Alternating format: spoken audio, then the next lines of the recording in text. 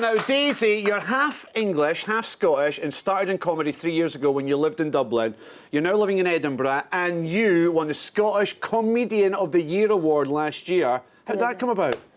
Well, I mean, I entered, obviously, the competition, like the first round a month or so before, and I wanted to... I don't know, I think it's quite a good thing to do competitions. Like, I think it makes you sort of push yourself more. I never expected to win. I actually didn't really expect to get to the final, but it was really good fun. It was on as part of the Christmas festival, and it was a big audience, and yeah, I really enjoyed it. First female winner? I am, yeah. I think that Susie McCabe and Jay Lafferty came very close in past years, but I'm technically the first. I sound modest about it now. I've told everyone, like taxi drivers, shop assistants, like there's no one in Scotland who hasn't been told personally by me that I won. Do you know who I am? I'm the 2015 Comedian of the Year. Yeah, it's also a lot of fun being the Scottish Comedian of the Year and having this accent. I really enjoyed the reaction. Does it not go down well? Yeah, it's, you know, in East Scotland it's okay. Yeah. Has it changed your life, apart from annoying taxi drivers? Well, yeah, I mean, I suppose in that I'm about to go out to Australia, so I'm going there in 2 weeks. I'm there for about 4 weeks performing at the Adelaide Fringe sort of festival. That was part of the prize, wasn't it? It was, for winning yeah, the competition. Yeah, it's a brilliant prize. They sort of pay for everything, so it's going to be fantastic. And that will be my first sort of proper show. So I haven't done a full show yet, so that's going to be really exciting and a bit nerve-wracking. But yeah, I'm looking forward to it. Is it true that your mother features quite a bit in your comedy, and why does she feature quite a bit in your comedy? I take it she's a bit of a character.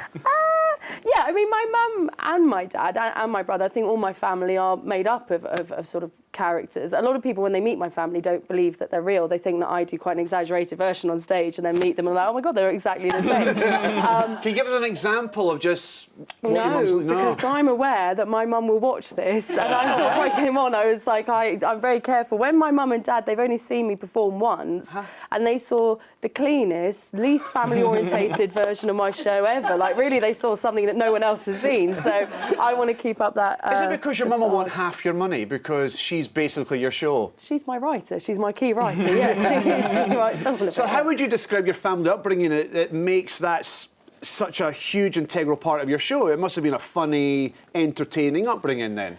Yeah, I mean, I think, because, I mean, I'm often asked if I get bothered about being heckled, but see, my older brother, not that I'd ever really admit it to him personally, but he is kind of funnier than me, but he's always made fun of me since I was very young. So there's nothing that someone could do in terms of heckling me that will bother me, because I've been, like, heckled since birth. I'm just like, oh, that's not uncommon. I agree, that's fine. But my mum and dad, I mean, they're just both just big characters, and I think that's why I think they're funny. So that's Does your mum like you? Is my mum like me? Describe your mum in a sentence. The kind of person that she is. Go on, I dare you. Go on, go on. I dare you. Go and do it. My mum is just lovely. She's just also she's a bit out there, that's all. She's very, very honest, I think, my mum. She just doesn't have maybe always the filter that other people have, and that's what makes Give us an example briefly of how honest she is. So, I knew you were going to make me do this. 20 seconds. Okay, so my mum once told me, when she was giving me kind of dating advice to be like more successful, she told me, and it was a genuine sort of bit of advice, she was like, you know, I think you really ought to wear like a nice wee pair of earrings. I just think make a lovely, you know, point of reference for your face. And I was like, that's a horrible thing to say, Mum, that you feel people need a point of reference for this, you know, but she just doesn't have that filter.